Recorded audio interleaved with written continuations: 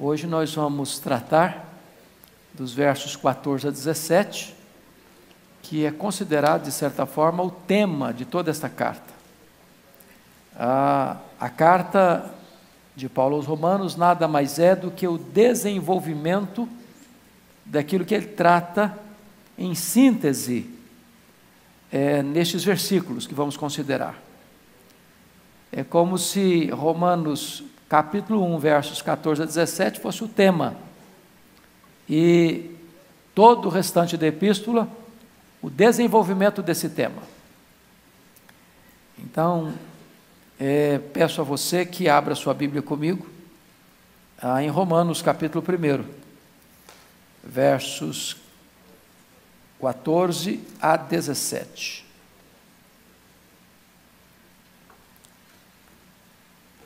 Se a sua versão é atualizada, eu acho que sim, pelo menos da vasta maioria aqui, você pode fazer essa leitura comigo. Romanos capítulo 1, 14 a 17. Vamos juntos? Pois sou devedor, tanto a gregos como a bárbaros, tanto a sábios como a ignorantes. Por isso, quanto está em mim, estou pronto a anunciar o Evangelho, também a vós outros em Roma. Pois não me envergonho do Evangelho, porque é o poder de Deus para a salvação de todo aquele que crê, primeiro do judeu e também do grego, visto que a justiça de Deus se revela no Evangelho, de fé em fé, como está escrito, o justo viverá por fé. Amém. As obras seguem mais aceleradas do que nunca aqui na nossa nova tenda de adoração. A galeria e as salas técnicas estão praticamente prontas. As paredes da tenda com revestimento acústico estão sendo pintadas. Toda a infraestrutura elétrica e de climatização está instalada e o palco também está em fase final. Mas ainda tem muito trabalho pela frente. Os próximos passos incluem instalação de som, luz e transmissão, além de todo o acabamento. Do lado de fora, a fachada está ganhando forma e nós vamos continuar acompanhando de perto cada passo desse projeto. A sua contribuição continua sendo fundamental. Precisamos nos unir para transformar esse sonho em realidade. Faça agora mesmo a sua oferta generosa, usando o Pix QR Code ou as informações bancárias que estão na sua tela. E não se esqueça de colocar 77 centavos no final para a identificação. Novo Templo IPP, para a glória de Deus. Pois bem, nós vamos agora, baseados no texto lido, tratar de 3 assuntos. Primeiro, a necessidade de pregar o Evangelho. Segundo, o poder do Evangelho. Terceiro, a eficácia do Evangelho. Dá para a gente recordar esses 3 pontos principais? Primeiro, a necessidade de pregar o Evangelho. Segundo, o poder do Evangelho. E terceiro, a eficácia do Evangelho. Vamos pedir a Deus que Ele nos ilumine então para o estudo. Senhor, nós dependemos do Teu Espírito, porque nós não temos condições de interpretar corretamente, nem de entender corretamente, nem mesmo de aplicar corretamente a Tua palavra, se o Teu Espírito não nos ajudar. Então, Deus, agora clareie a nossa mente, ilumine o nosso coração e dá-nos compreensão desta gloriosa verdade que vamos nesta manhã aqui tratar. Em nome de Jesus. Amém. Vamos então considerar o primeiro ponto que tratamos, que é a necessidade de pregar o Evangelho. E eu chamo a sua atenção para 3 declarações que Paulo faz no texto. A primeira delas está no versículo 14. Pois sou devedor, tanto a gregos como a bárbaros, tanto a sábios como a ignorantes. Ele está tratando aqui de uma universalidade do auditório dele. gregos e bárbaros, sábios e ignorantes, são expressões de você usar todo tipo de gente, todos os povos. Não importa o extrato social, não importa a raça. Eu, Paulo, diz ele, sou devedor em relação ao Evangelho. Agora, quando você fala na linguagem devedor, tem duas maneiras de você ser devedor. Como é que você se torna devedor? É uma linguagem comercial, uma linguagem monetária, uma linguagem financeira. Sou devedor. Você é devedor quando você pega dinheiro emprestado de alguém, certo? Então, você pegou dinheiro emprestado, até você pagar, você é o quê? Devedor. Mas há uma segunda maneira de você ser devedor. Imagine que você é o João. Aí o José entrega R$1.000 nas suas mãos, você, João, para entregar ao Manuel. O José entregou para você, João, R$1.000 para você entregar para o Manuel. Enquanto você não entregar este valor ao Manuel, você é devedor do José, que confiou a você esse valor para ser entregue. É nesse sentido que Paulo diz que nós somos devedores. Quem confiou o Evangelho para ele? O próprio Senhor Jesus. Ele é o depositário desse conteúdo, o Evangelho, com um compromisso. Qual o compromisso? Passar para frente esse Evangelho. Para quem? Para todos. Para todos. Sem exceção, sem exceção, sem exceção, para todos. Agora, para pensar comigo, você e eu somos o que então do Evangelho? Devedores. A Bíblia tem muitas expressões para você usar em relação ao Evangelho. Paulo, por exemplo, escreve a sua segunda carta a Timóteo, que nós consideramos aqui no primeiro culto da manhã, que você deve guardar este Evangelho, guardar o bom depósito. Você deve sofrer por esse Evangelho, você deve permanecer nesse Evangelho, e você deve pregar este Evangelho. Às vezes nós imaginamos que só conhecer e guardar já está bom.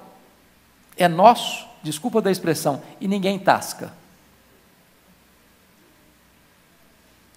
Não é verdade que muitos crentes têm essa postura? 95% dos crentes, segundo o Instituto Moody, nunca levaram a pessoa a Cristo, ou seja, receberam o Evangelho e guardaram o Evangelho. Reteram o Evangelho. É tão bom que eu só quero para mim. Quando o apóstolo Paulo abre esta epístola, mostrando para nós que nós somos o quê? Devedores. Isso é muito importante entender. Então, se nós somos devedores, o que nós lemos ali nos princípios desta igreja é verdade. Nós somos uma comunidade de quê? De missionários. Comunidade de missionários. Todo aquele que é chamado é enviado. Segunda declaração de Paulo está aí no versículo de número 14 agora. Aliás, versículo 15. Olha o que ele diz. Por isso, quanto está em mim, estou o quê? Pronto a fazer o quê? A anunciar o Evangelho também a vós outros em Roma. Então, uma coisa é você ser devedor, outra coisa é você estar pronto. Você acha que tem caloteiro aí, ó, no mundo de hoje? O que é um caloteiro? É aquele que tem uma dívida e não paga. É difícil chamar crente de caloteiro, não é não? Mas se nós recebemos o Evangelho, se nós temos o compromisso de passar o Evangelho e não passamos, poderíamos ser chamados de caloteiros? Olha aí. Paulo diz que eu sou devedor, mas não só sou devedor, eu estou pronto. Pronto. Estou disposto. Não tem tempo ruim para mim. E se você olhar Paulo, como é que ele pregava? Pregava preso, pregava solto, pregava doente, pregava com saúde, pregava com dinheiro, pregava sem dinheiro, pregava na rua, pregava na praça, pregava na praia, pregava num salão de governo, pregava em qualquer lugar, eu pregava, estou pronto. Estou pronto. Que oportunidades nós temos para pregar, gente? Quem anda de metrô aqui? Todo mundo? Quem anda de táxi aqui? Quem anda de ônibus? Quem trabalha numa empresa, numa fábrica, numa indústria, num escritório, num hospital, numa faculdade? Quem lida com gente aqui? Então, notem vocês que Deus está se escancarando portas para nós todo dia, toda hora. E Deus diz assim: você é devedor, não seja um caloteiro, pague a dívida, entregue esse evangelho para quem eu estou destinando esse evangelho. Oh, meus irmãos, se nós entendêssemos só essa verdade, haveria uma revolução. Revolução. A gente pensa, anseia, deseja, trabalha tanto para o crescimento da igreja. Crescimento de igreja, irmãos, não é um programa. É uma agenda de cada crente. Se nós entendermos isso, pense vocês, se cada pessoa tiver o alvo de ganhar um para Cristo, um ano inteiro. A igreja experimentaria o que a igreja de Jerusalém experimentou. Não é apenas um crescimento de 5%, 10%, 20%, 30%, era no mínimo 100%, era multiplicação. Isso não é utopia, isso é obediência ao projeto de Deus. Eu estou pronto, porque eu sou devedor. Eu não estou pronto porque eu sou bom, porque eu sou uma pessoa muito bacana. Não, eu sou pronto porque eu tenho uma dívida. Este evangelho me foi confiado para ser passado adiante. E este evangelho que eu tenho que passar adiante foi o evangelho que mudou a minha vida, que mudou a minha história. Então seria até um ato de ingratidão eu retê-lo. Mas qual é a terceira atitude de Paulo? Primeiro, sou devedor. Segundo, eu estou pronto. Terceiro, ele diz no verso 16 o quê? Eu não me envergonho. Eu não me envergonho. Quando você olha essa terceira atitude, sou devedor, estou pronto, não me envergonho, a gente pode pensar em três possibilidades. Há aqueles que são a vergonha do evangelho. Em vez de se envergonhar, eles são a vergonha do evangelho. Porque torcem o evangelho, porque comercializam o evangelho, porque usam o evangelho para se locupletarem, porque são caloteiros do evangelho e mercadejantes do evangelho também. E esses são a vergonha do evangelho. São pedras de tropeço, são escândalo, motivo de escândalo. Afastam as pessoas do evangelho pela sua postura. O segundo grupo são daqueles que se envergonham do evangelho.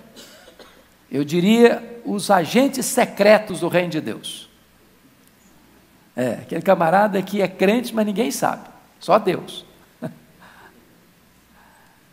Ele é crente, mas tem vergonha de dizer que é. Ele é salvo, mas ele quer jogar dos dois lados, agradar a gregos e troianos.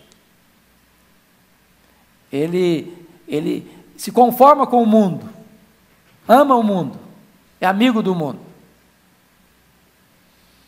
Agora, vamos pensar comigo uma coisa. Quando Paulo diz assim, eu não me envergonho do evangelho, teria ele motivos para se envergonhar? Do ponto de vista humano? Pense comigo em algumas coisas. Primeiro, humanamente falando, ele poderia ter motivos. Primeiro motivo, o evangelho estava ligado a um Messias judeu que foi pregado numa cruz, publicamente. E eu pergunto a vocês, quem era pregado numa cruz no Império Romano? Quem? Os marginais, os criminosos, os malfeitores, os bandidos, os ladrões, os assassinos, os transtornadores da ordem pública, a pior espécie da sociedade. O estigma do Evangelho é que ele está ligado inalienavelmente a um Messias que foi pregado publicamente numa cruz.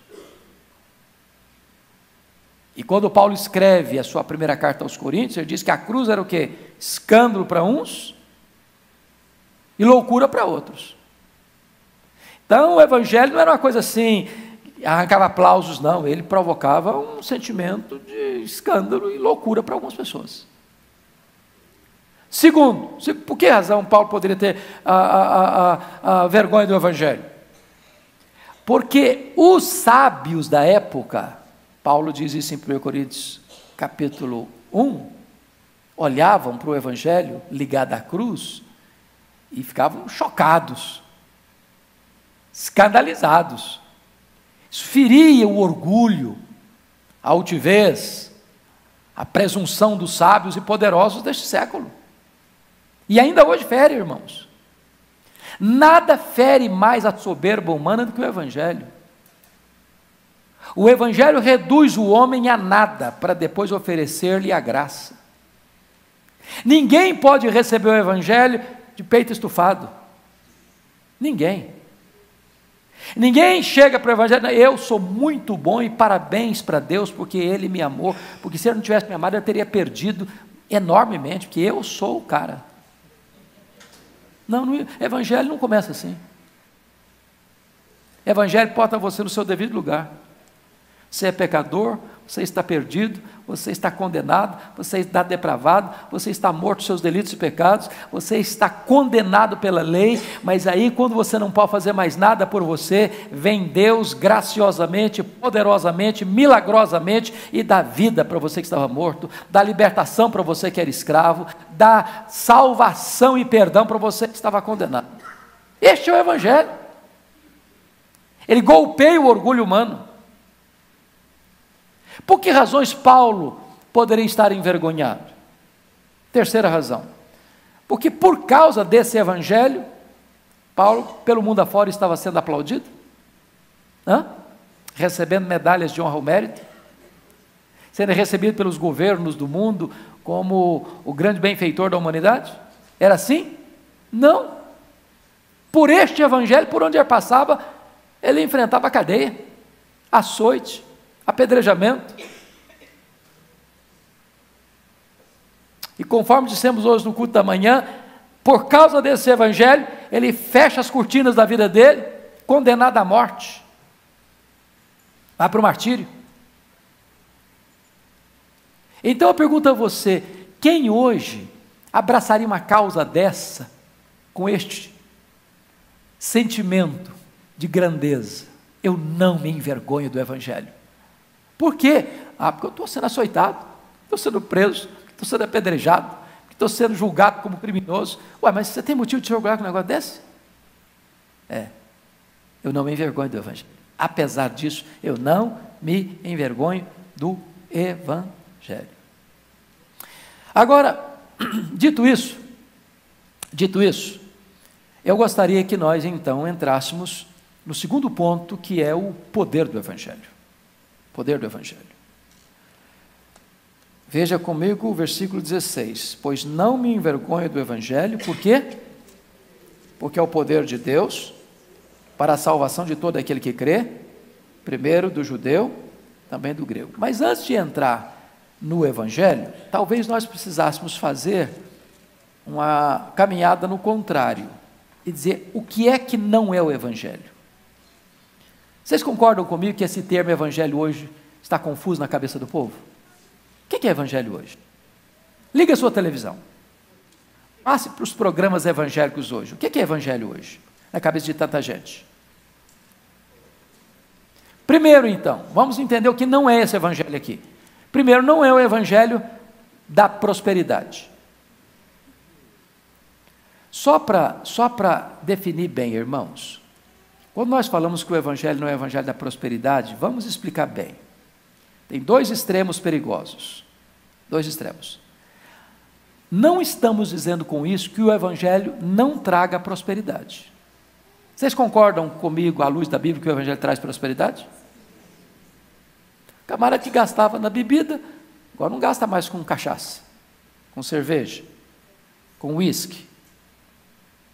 Cara que ia para os cassinos, não vai mais para cassino. O crente não vai para cassino. O crente vai para a igreja. O cara que fumava 3 carteiras de cigarro por dia, não gasta mais com nicotina. Quem gastara com farra final de semana, não gasta mais com farra. Então eu só gasto o dinheiro dele naquilo que é pão. Não gasta mais com vida promíscua.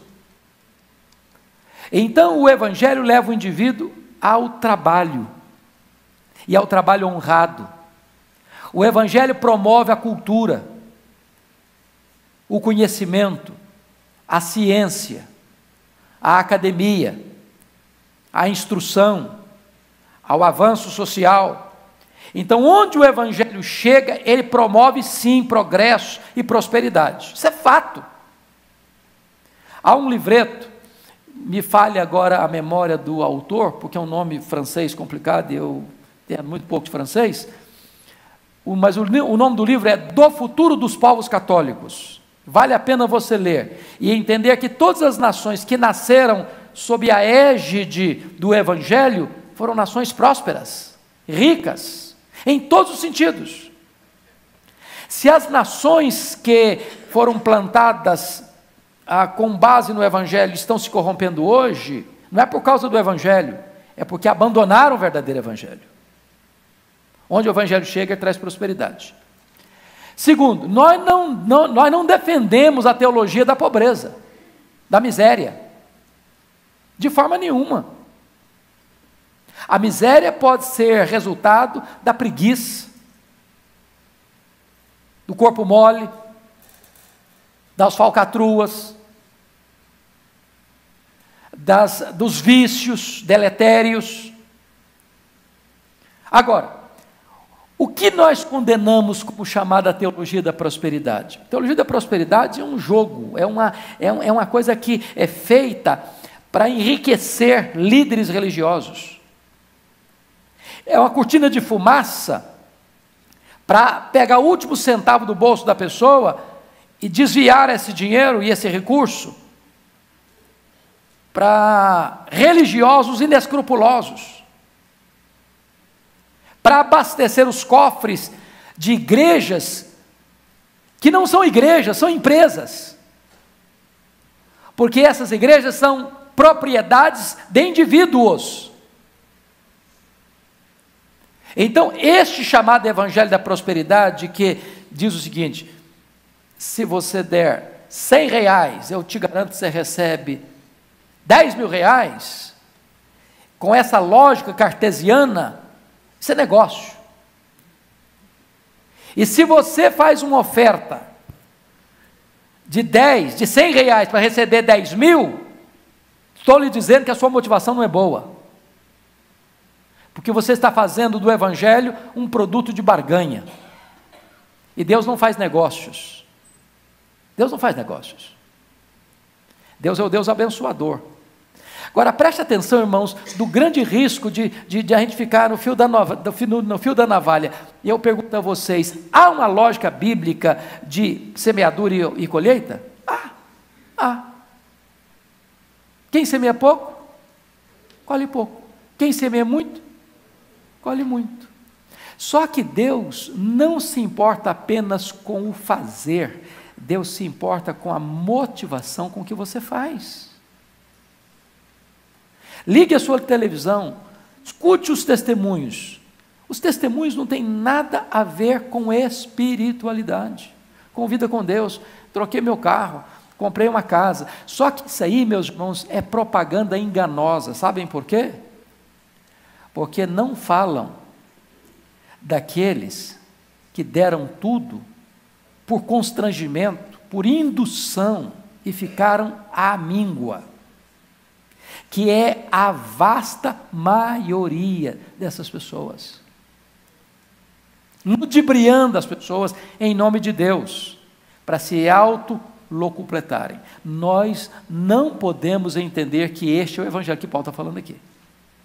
Segundo, o evangelho que Paulo está falando aqui, não me envergonhe do evangelho, não é este evangelho dos milagres forjados no laboratório da esperteza humana. Porque se você ligar a sua televisão também, hoje gente é agregando demais, vocês não acham não? Vocês não desconfiam não? Tem muita coisa que é dita com milagre hoje, irmãos, que não passa de propaganda. É triste esse mercado religioso. É perverso esse mercado religioso. É ludibriador esse mercado religioso, que fabrica milagres para atrair gente e enganar as pessoas. Com isso, não estamos dizendo que descremos de que Deus faça milagres. Que quem faz milagre é Deus. E Ele não podia pedir permissão nem para você, nem para mim para fazer. Ele faz quando Ele quer, onde Ele quer, da forma que Ele quer, para o louvor da sua glória. Mas propaganda de milagres para atrair as pessoas, basta você um dia resolver andar em São Paulo e ver as faixas que estão na frente de alguns templos. As promessas de milagres, de curas, de libertação, disso, daquilo outro. Então não basta só as plaquetinhas nas árvores dos pais de santos, mães de santos, dos gurus, que dizem, se você der tanto, ou ligar para tanto, vou amarrar o amor para você. Já pensou um negócio desse? O cara está apaixonado, a mulher não quer saber dele, o rapaz não quer saber dela, vai lá, paga uma cartomante, sei das quantas, e aí o cara amarra a pessoa e tem gente que ainda cai nessa enrascada. E ainda que aconteça, porque o diabo às vezes age, vocês sabem disso, o que o diabo dá, ele toma, ele não tem nada para dar, ele só tem para tirar porque ele é ladrão. Então esse não é o evangelho das facilidades. Agora, vamos entender o que é o evangelho. Primeira coisa que Paulo diz aqui, que o evangelho é o quê? O que o evangelho é? É o poder de Deus. Não é só poder, é poder de quem? De Deus. E quem é Deus? Deus é onipotente. Se Deus é onipotente, o evangelho, que é o poder de Deus, também é o quê? Onipotente. Mas isso não dá para você um ânimo para pregar, não? Você não está pregando uma palavra de homens. Você não está pregando uma palavra de fraqueza. Você não está pregando uma palavra impotente. Você está pregando uma mensagem que não é sua, que você não criou, que você recebeu, da qual você é devedor, e quando você proclama essa palavra, ela é o quê? Poderosa. Poderosa. Irmãos, eu fico impressionado quando eu olho na Escritura a pessoas que você diz assim, essa não tem jeito. E o Evangelho chega lá e toca esse coração. Por quê? Porque o Evangelho é o poder de Deus. É o poder de Deus. A palavra poder aí, no grego, é a palavra dinamis. Dinamis. De onde vem a nossa palavra? Dinamite. Eu pergunto a você, para que você usa dinamite? Para explodir areia fofa ou pedra granítica? Pedra, não é isso? Então eu pergunto para vocês, tem pessoa difícil para o Evangelho? Tem? O fulano é um assassino, tem esperança para ele? O cara é um ladrão, tem esperança para ele? O cara é um adúltero, tem esperança para ele? O cara é um devasso, tem esperança para ele? Por que tem esperança? Porque o Evangelho é o quê? É o poder de Deus, é a dinamite de Deus. Prestem bem atenção nisso. Isso deve nos dar encorajamento diante do Evangelho. Ele é o poder de Deus. Não tem barreira que ele não possa quebrar. Não tem cortina de ferro que ele não possa entrar. Não tem cortina de bambu que ele não possa entrar. Não tem ideologia política que ele não possa atravessar. Não tem partido político que ele não possa ir lá dentro e fazer mudança.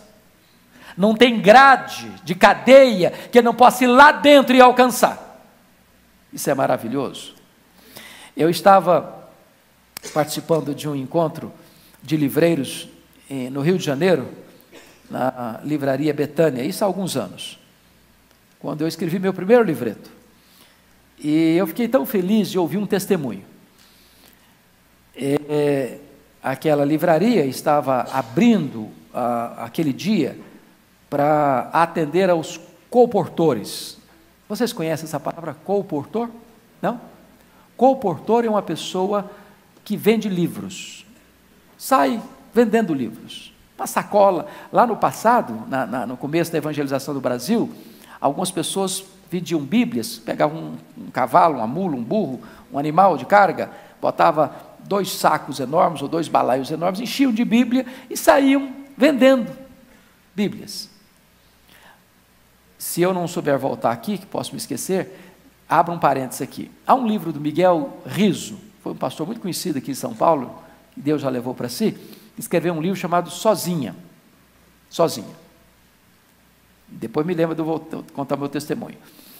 E ele chega numa fazenda em Minas Gerais, e o fazendeiro era analfabeto. Ele disse: eu vim aqui vender uma Bíblia para o senhor. Mas eu não sei ler.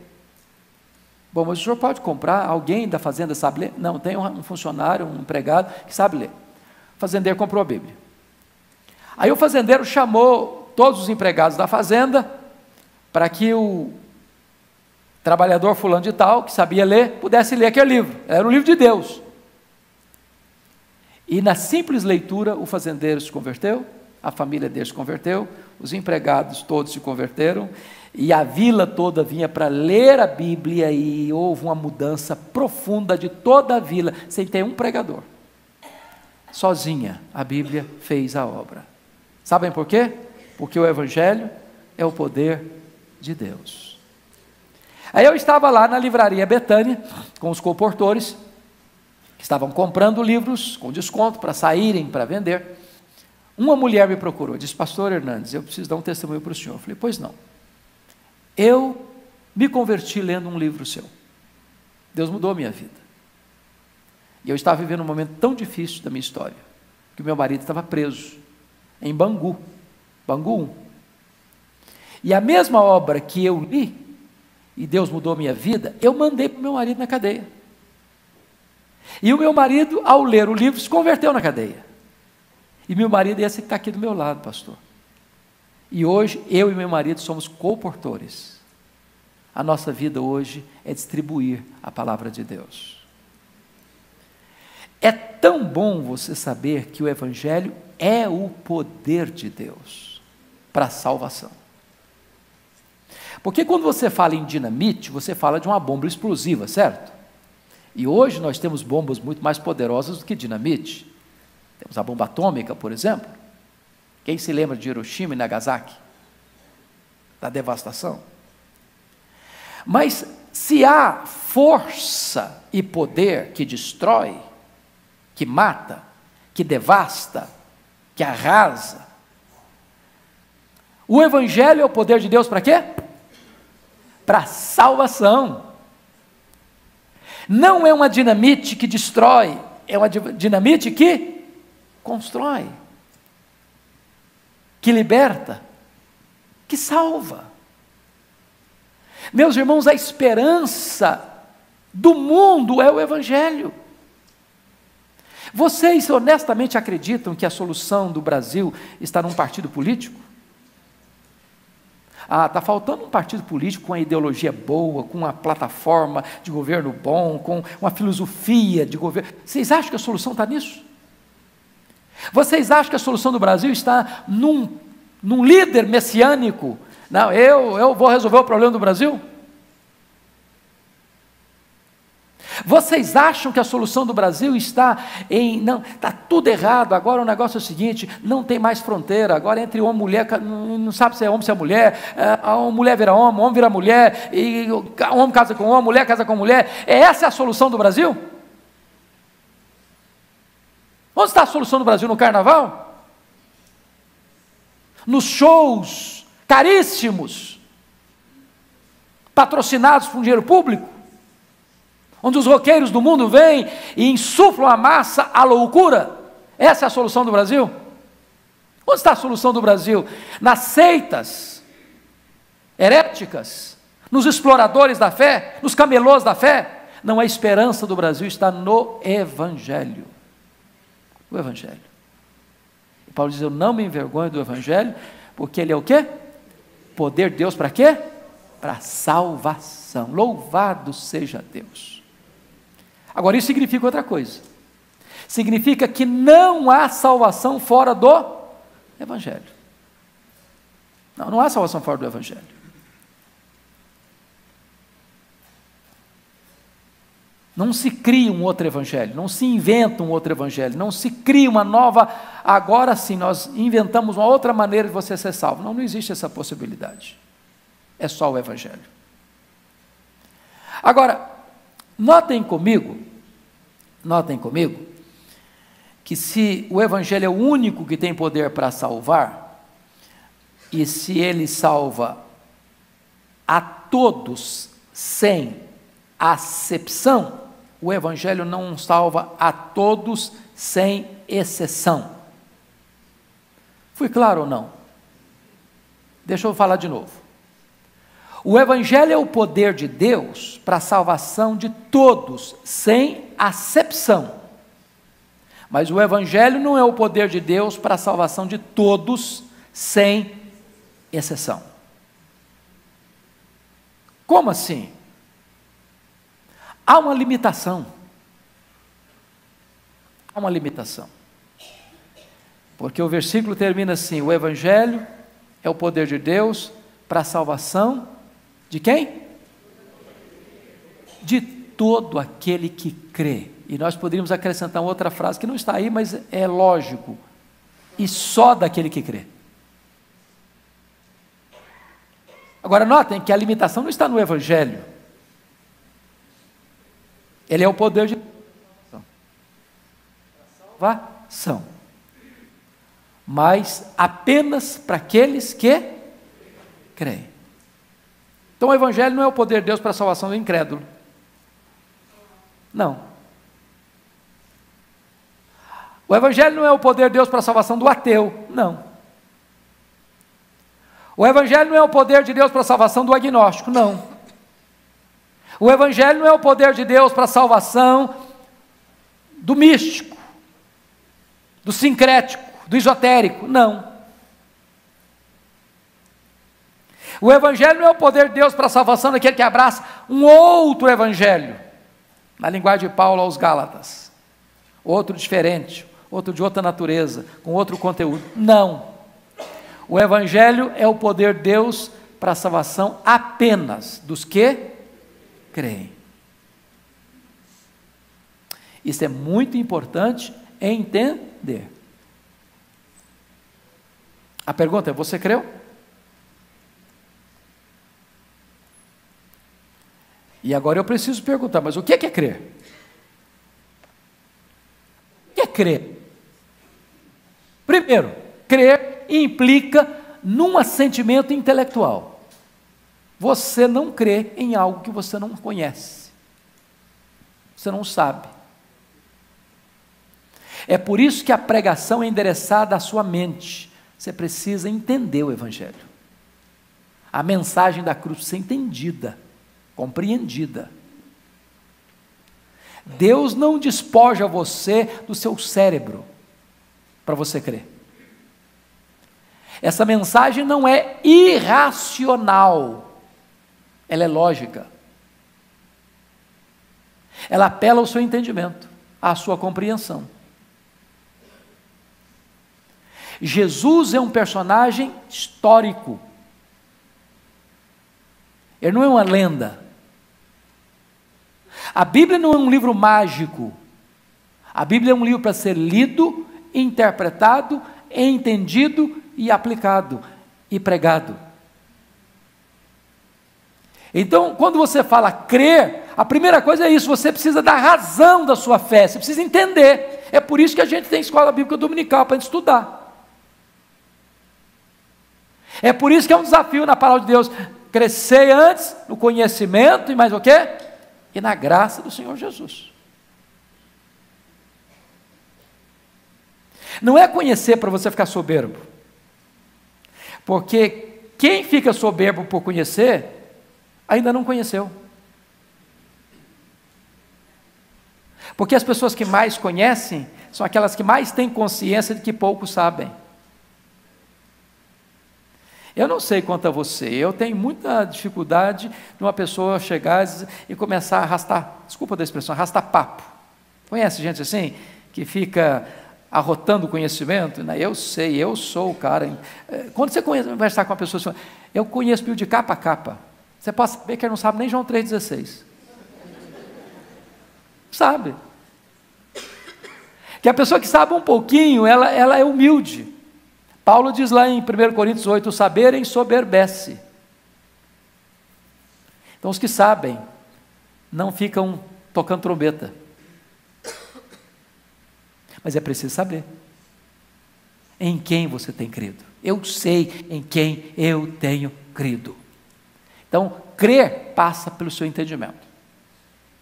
O que é crer? O Evangelho é o poder de Deus para a salvação de quem? De todo aquele que crê. Segundo, crer significa confiar. Confiar.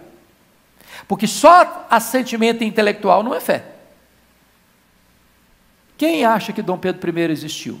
Levanta a mão. Quem acha que ele existiu? Foi um personagem histórico. Acham isso mesmo? Tem certeza? Vocês não viram? Vocês conviveram com ele? Como é que vocês sabem? Hã?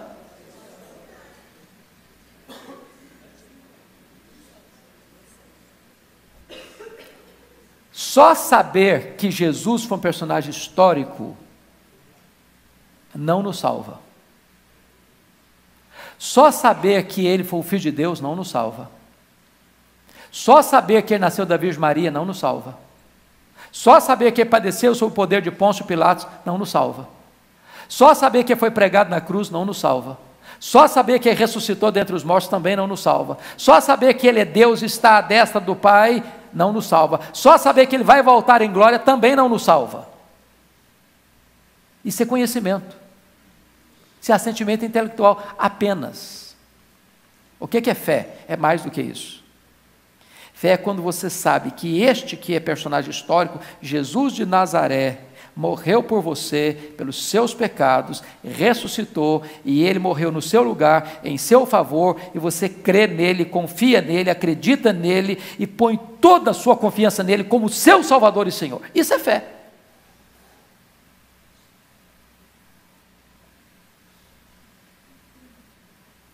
Fé é quando você entende que ele fez por você o que você não podia fazer. E você então confia que ele morreu por você, morreu pelos seus pecados, para dar para você a vida eterna. Então o Evangelho é o poder de Deus para a salvação de quem? De quantos? Só de alguns que creem? Da maioria dos que creem? Todo aquele que crê. Então, amados irmãos, nós precisamos entender uma coisa maravilhosa aqui. A salvação, ela é obra de quem? Do homem ou de Deus? De Deus. Por que você sabe disso? Notem comigo uma coisa. O apóstolo Paulo não é a fonte do Evangelho. Nem Paulo, nem Pedro, nem ninguém. Nenhum homem, a não ser o próprio Deus. O Evangelho foi revelado e ele foi recebido pelos apóstolos e transmitido a nós. O Evangelho é de Deus. A salvação é de Deus. Eu pergunto a vocês, quem é que convence o homem de pecado? É o próprio Deus, o Espírito Santo. Quem é que dá arrependimento para a vida? O próprio Deus. Quem é que regenera? O próprio Deus. Quem é que dá a fé salvadora? O próprio Deus. Quem é que sela com o Espírito Santo? O próprio Deus. Quem é que justifica você? O próprio Deus. Quem é que santifica você? O próprio Deus. Quem é que guarda você para não cair? O próprio Deus. Quem é que vai consumar a sua salvação? O próprio Deus.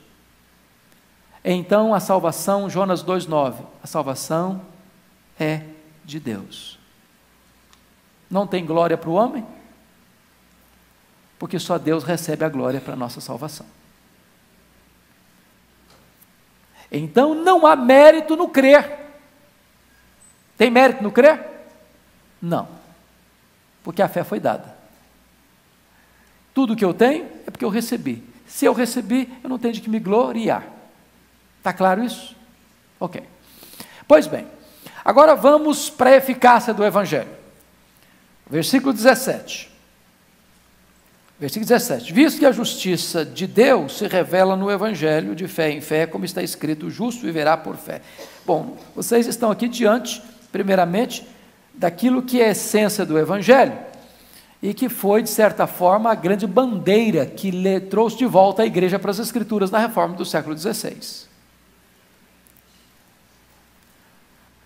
A justiça de Deus se revela no Evangelho. Ele está falando aqui da justiça de Deus, da doutrina da justificação. Eu considero essa verdade bíblica como a essência, o núcleo do próprio Evangelho. E eu posso garantir a você que nós não entenderemos plenamente o que é Evangelho até entendermos isso.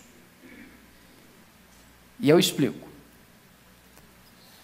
A Bíblia diz, lá em Romanos 3, 23, quantos pecaram mesmo?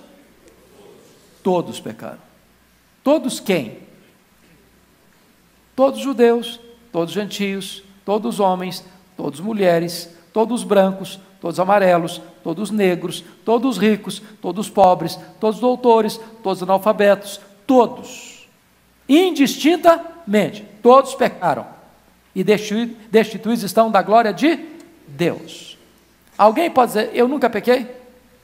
Se ele falar isso, é um alienado. Hã? Você já falei isso é o quê? Mentiroso. Mentiroso. Está escrito lá em 1 de João. Mentiroso. Agora, nós estamos tratando com um Deus que é justo.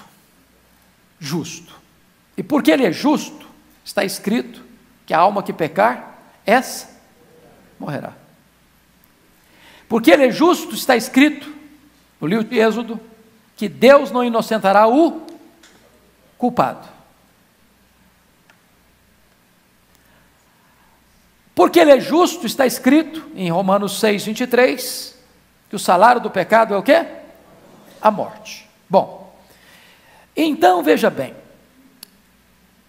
todos nós vamos ter que comparecer perante o tribunal de Deus para dar conta da nossa vida. Nesse dia desse acerto de contas, desse juízo, e todos vão estar lá, não tem como escapar.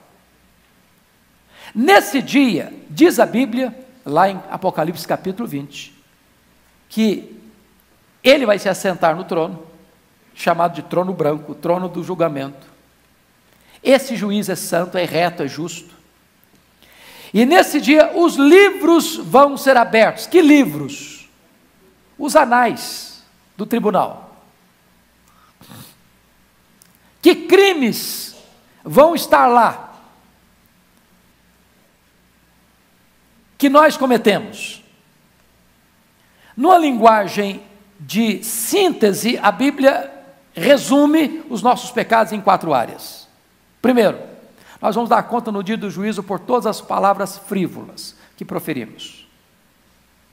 Você profere palavras frívolas? Não, eu vou fazer só uma perguntinha, algumas perguntinhas para você para checar isso. Já mentiu alguma vez?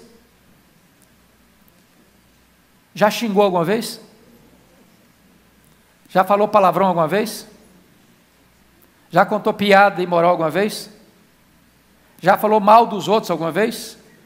Se você falar para mim que nunca, eu vou duvidar da sua honestidade. Bom, então, por esse crivo, por esse pente fino, ninguém escapa. Mas ainda consta nos autos do processo, lá no tribunal do céu, o que você fez, as nossas obras. Bom, tem muita coisa que a gente faz que é boa, né? E a gente acende as luzes. Mas tem muita coisa que a gente faz que não gostaria que ninguém soubesse. Fecha a porta do quarto. Só que para Deus, luz e trevas é a mesma coisa. Então o que você fez? Seu pai não viu, sua mãe não viu, seu marido não viu, sua mulher não viu, seus pais não viram, seu namorado não viu, sua namorada não viu, seu noivo não viu, sua noiva não viu, seu sogro não viu, sua sogra não viu, seu vizinho não viu, sua igreja não viu, seus amigos não viram, a lei não viu, Deus viu. Pronto, não adianta. Você está encrencado. Está encrencado. Terceiro elemento que vai constar nos anais. O que você deixou de fazer? Sua omissão. Você acha que você deixa de fazer coisa boa? A Bíblia diz que você sabe que deve fazer o bem e não faz. Nisso você está o quê? Pecando. E sabe, irmãos, nós às vezes achamos que esse pecado não é grave. Você passa por alguém necessitado e não estende a mão. Alguém que está precisando de ajuda, você não socorre. Alguém que precisa de uma palavra amiga, você não dá. Alguém que precisa do evangelho, você passa reto e não compartilha com ele. E aí, lá em Mateus 25, 31 a 46, há uma cena do juízo. E Mateus registra um fato muito específico, apenas de pecados de omissão. E a esses que cometeram um pecado de omissão, Jesus disse: apartai-vos de mim, malditos, para o fogo eterno preparado para o diabo e seus anjos. Agora, examine honestamente a sua consciência e pergunte assim: eu já cometi algum pecado de omissão? Se você falar para mim que nunca, vou duvidar de novo da sua honestidade. Mas o que é mais grave, e extremamente grave, é que nos anais do tribunal de Deus, vamos ser julgados por um item que nenhum tribunal da terra tem competência de julgar, chamado de foro íntimo. O que é foro íntimo? Eu pergunto ao senhor: algum juiz, por mais ínclito que seja, é capaz de julgar um réu por aquilo que ele está sentindo? É possível? Impossível. Absolutamente impossível. Eu vou julgar você culpado, porque eu sei que você está sentindo isso e isso, está passando pela sua cabeça. Não, nenhum juiz tem essa competência, nenhum tribunal da terra tem essa competência. Mas o tribunal de Deus julga foro íntimo. A Bíblia diz que Deus vai julgar o segredo do coração dos homens. Eu não sei se vocês já pararam para perceber essa verdade. Quando Paulo escreveu Romanos, e nós vamos chegar lá no capítulo 7, que é um dos capítulos mais densos da carta, capítulo 7, Romanos, ele disse que só compreendeu que de fato ele era pecador por causa do 10º mandamento da lei. Quem lembra qual é o 10º mandamento do decálogo? Não cobiçarás. Os 9 primeiros mandamentos são objetivos. O 10º é subjetivo, é foro íntimo. Quais são os 9 primeiros? Não terás outros deuses, não farás imagens de escultura, não tomarás o nome do Senhor teu Deus em vão, guarda o dia do sábado, honra teu pai e tua mãe, não matarás, não adulterarás, não furtarás, não dirás falso testemunho. Qualquer tribunal da terra pode olhar, legislar, julgar os 9 primeiros mandamentos. O 10º não, o 10º é subjetivo. Não cobiçarás. Você pode ter uma auréola de santidade na cabeça e um coração podre. Só Deus está vendo. Agora, eu pergunto para você, quem escapa desse pente fino de Deus? Agora, você já perguntou quantos pensamentos passam pela sua cabeça? Dizem os psicólogos que passam em torno de 10 mil por dia. Tem dia que passa mais, não passa não?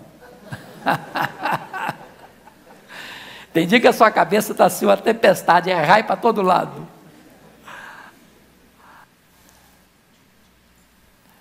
Eu pergunto a você, você tem ideia de quantos pensamentos desses não são legais? Tem ideia? Porque talvez você tenha uma ideia muito otimista de você mesmo. E sabe o que o Evangelho faz com a gente? Primeiro a lei nos é pregada para dizer que nós estamos fritos. Depois o Evangelho nos é anunciado para dizer o seguinte: tem esperança para você.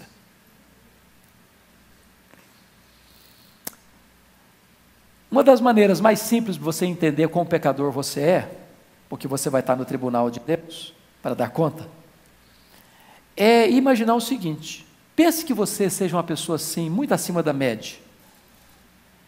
Pense que você seja a melhor pessoa da cidade de São Paulo. Pense que você seja a melhor pessoa do estado de São Paulo. Pense que você seja a melhor pessoa do Brasil. Vocês não estão pensando em ninguém, claro, só em vocês, por enquanto. Pensem que vocês sejam a melhor pessoa da América Latina. Pense que vocês sejam a melhor pessoa dos continentes americanos. Pense que vocês sejam a melhor pessoa do mundo. Agora vamos pensar mais. Pense que você não peque nenhuma vez durante o dia inteiro, nem por palavras, nem por omissão, nem por ação. E na área dos pensamentos, se tem 10 mil por dia, vamos imaginar que você só teve 3 pensamentos pecaminosos no dia inteiro. Teve 9.997 pensamentos bons. Você já seria quase um anjo ambulante. Mas se você tiver 3 pecados por dia, no final de um mês, quantos pecados você terá? 90. E no final de um ano, quem é bom de matemática aí? 90 vezes 12. Quem é bom de matemática? Me ajude. 1.000 e quanto? 1.080. 1.080. Vamos arredondar para 1.000 para baixar um pouquinho? Melhorar mais a sua condição? Se eu tivesse só 3 pecados por dia, eu estaria hoje com 59 mil pecados. Agora pense comigo o que é um réu chegar no tribunal de um reto juiz, com 59 mil transgressões da lei. E não tem jeito de habeas corpus lá não.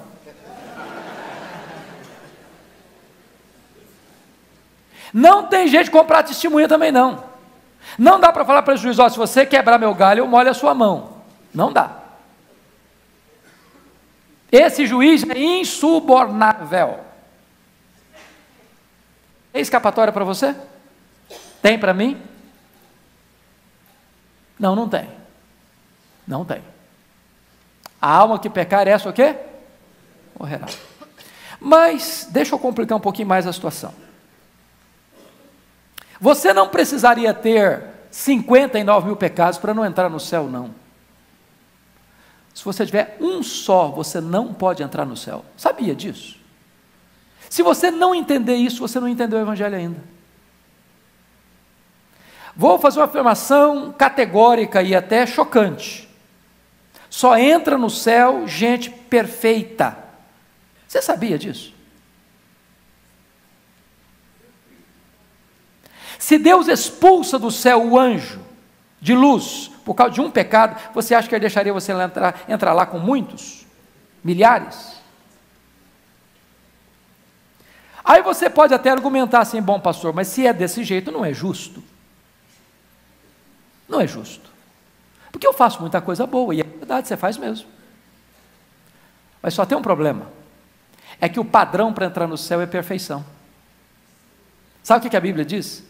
Se você guardar toda a lei e tropeçar num único ponto, você é culpado da lei inteira. É por isso que diz assim: maldito é aquele que não perseverar em toda a obra da lei para cumprir. Mas deixa eu ilustrar isso, já fiz isso algumas vezes aqui, vou repetir. Para ilustrar o que significa isso. Ah, mas eu faço tanta coisa boa. Faz, mas você faz coisa errada também, estraga o padrão da perfeição. Não é verdade? Imagine que você vai chegar em casa hoje e fazer um omelete para a família toda. Omelete é coisa boa, porque agora você pode comer quantos ovos você quiser por dia, não faz mal, está liberado, para mim é uma benção esse negócio. Entendeu? Ninguém gosta mais de ovo frito do que eu. Então, vamos imaginar que você vai fazer um omelete para a família inteira. Você pega 10 ovos na geladeira. Quebrou os 9 primeiros, a gema está vermelhinha, linda, maravilhosa. Quando você quebrou o 10º ovo, ele estava podre, mas caiu lá no meio dos outros. Eu pergunto a você, quanto do omelete você estragou? Mas só tinha um ovo estragado, tinha 9 bons. Você comprometeu o quê? O padrão da perfeição. Assim somos nós, diante da lei de Deus. Você faz uma coisa boa, faz outra boa, faz outra boa, faz outra boa. Você faz uma coisa errada, estraga o padrão. Aí você pode argumentar de novo comigo assim: pastor, se é desse jeito, então está todo mundo frito. Se você pensou isso, parabéns, é isso mesmo. Está coberto de razão. Está frito mesmo. É impossível o homem ser salvo pelos seus méritos, pelas suas obras, pelos seus predicados morais. É isso que significa que a lei nos reduz ao pecado.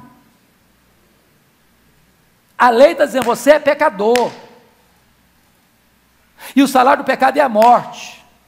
E a alma que pecar, essa morrerá. Não tem saída para você, em você mesmo.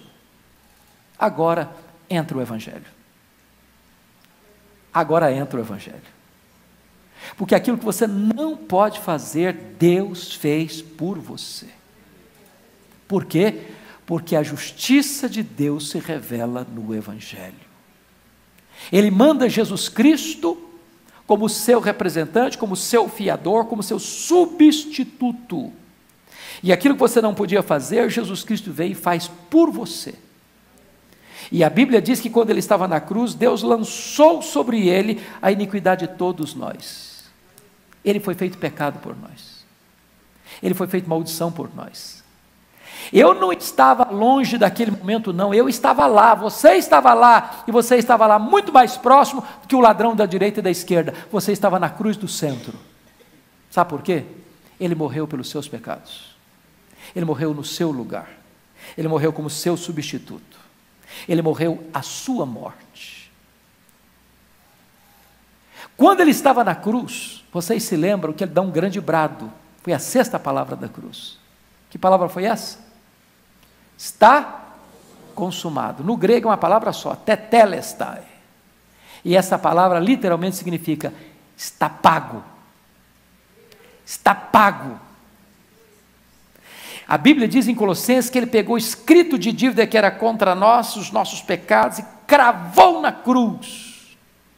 Anulou a dívida e disse: está pago.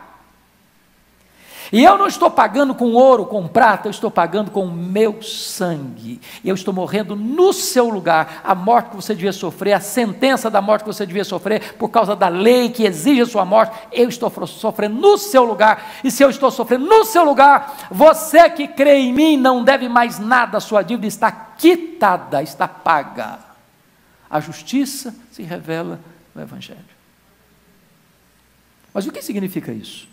Muito mais do que você ser perdoado. Muito mais.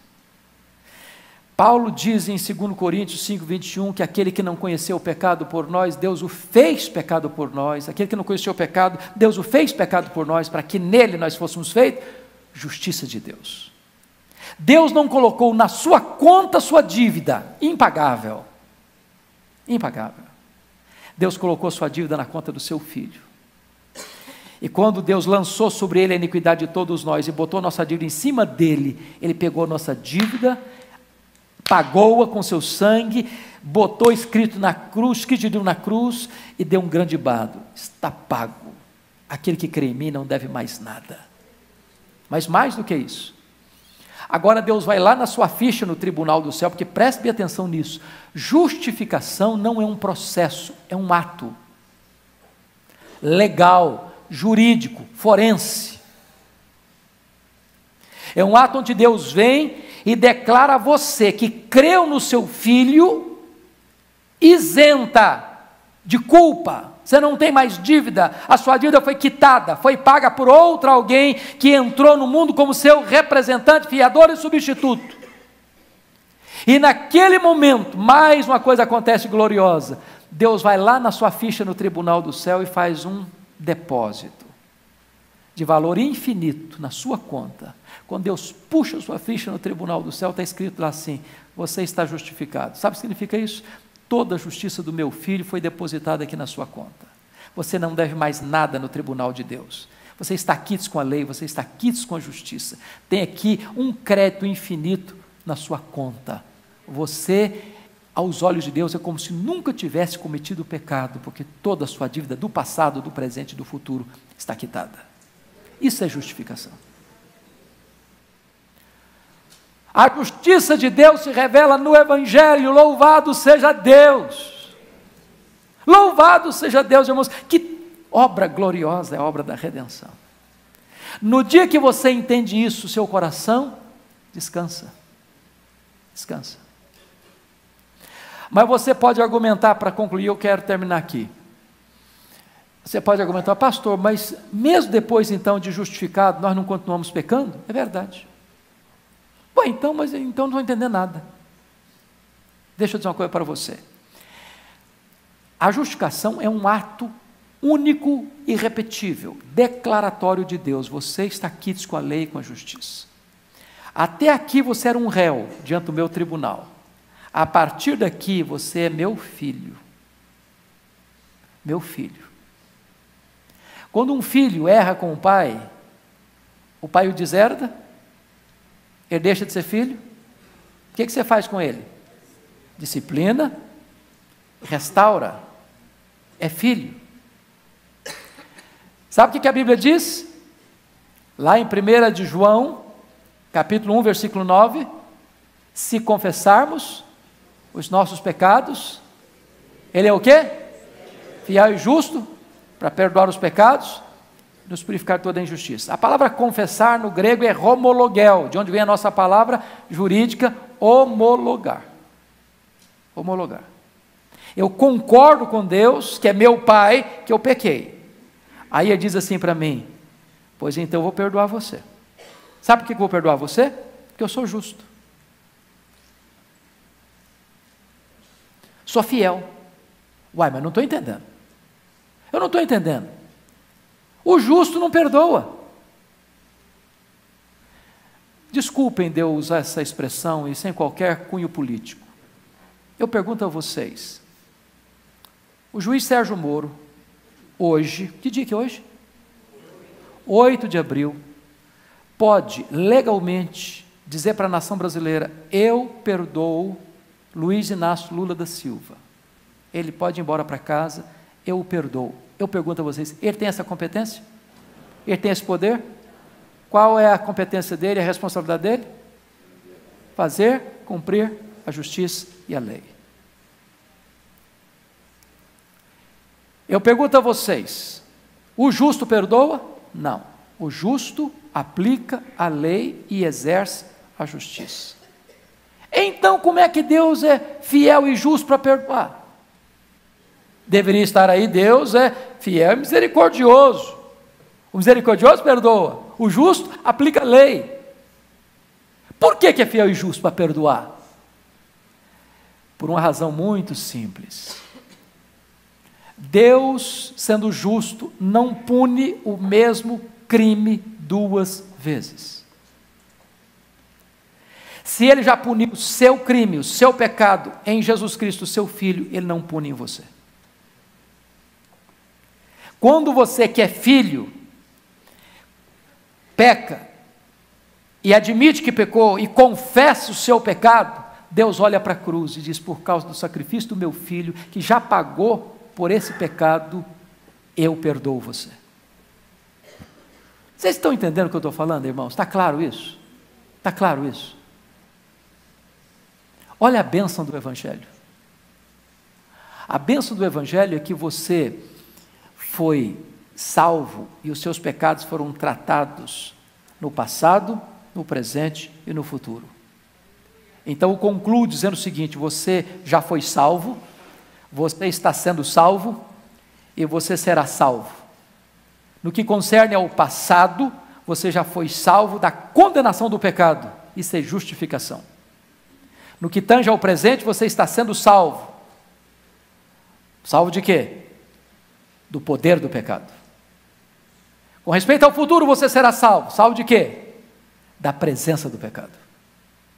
Então, com respeito à justificação, eu já fui salvo da condenação do pecado. Com respeito à santificação, que é um processo, eu estou sendo salvo de quê? Do poder do pecado. Mas com respeito ao futuro, na glorificação, eu serei salvo de quê? Da presença do pecado. Então não haverá mais pecado. Então nós estaremos para sempre com o Senhor, nos novos céus e na nova terra, com um corpo de glória, incorruptível, imortal, poderoso, glorioso, espiritual, celestial, semelhante ao corpo da glória do Senhor Jesus. Este é o Evangelho. Que Deus nos abençoe. Que Deus enche o nosso coração de doçura e de gratidão por tão grande salvação. Vamos orar. Senhor, abençoa o teu povo. Alegra a alma do teu povo. E se alguém entrou aqui, meu Deus, sem salvação, que ao ouvir a exposição do Evangelho, possa crer e possa ser recebido como teu filho, como membro da tua família. Aqueles que já tinham depositado a sua confiança em Cristo, dá-lhes a alegria da salvação, dá-lhes a segurança da salvação. Em nome de Jesus. Amém. As obras seguem mais aceleradas do que nunca aqui na nossa nova tenda de adoração. A galeria e as salas técnicas estão praticamente prontas. As paredes da tenda com revestimento acústico estão sendo pintadas.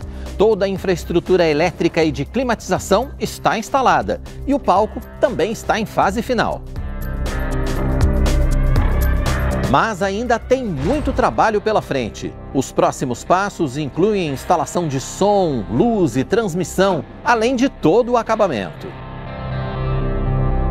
Do lado de fora, a fachada está ganhando forma e nós vamos continuar acompanhando de perto cada passo desse projeto.